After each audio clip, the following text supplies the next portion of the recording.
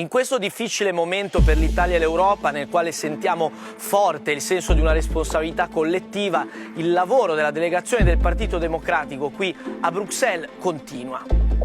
L'Organizzazione Mondiale della Sanità ha riconosciuto che l'Italia ha dimostrato tempestività, coraggio e determinazione nell'affrontare l'epidemia e tutti gli Stati europei dovrebbero prenderla ad esempio. Servono azioni e interventi diretti a sostegno delle imprese, delle lavoratrici, dei lavoratori, di tutti quelli che si devono cimentare concretamente con una crisi sconvolgente determinata dal coronavirus.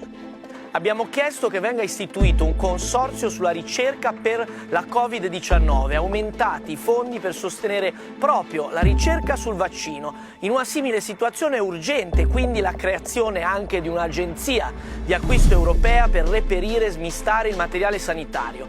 Sappiamo che il problema è globale, l'Italia non è il paese più colpito, è soltanto il paese colpito per primo. Ed è per questo che abbiamo chiesto che le spese per far fronte all'epidemia siano scorporate dal deficit e che venga predisposto un pacchetto di stimolo fiscale urgente.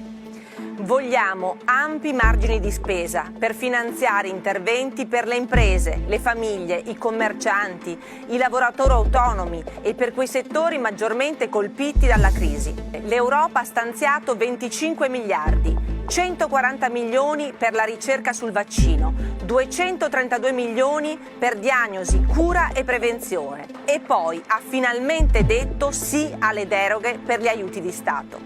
Chiediamo che questa situazione eccezionale possa essere l'occasione per cambiare e migliorare le regole europee, affinché si dimostri concretamente e nei fatti che l'Europa è davvero solidale e utile a tutti noi.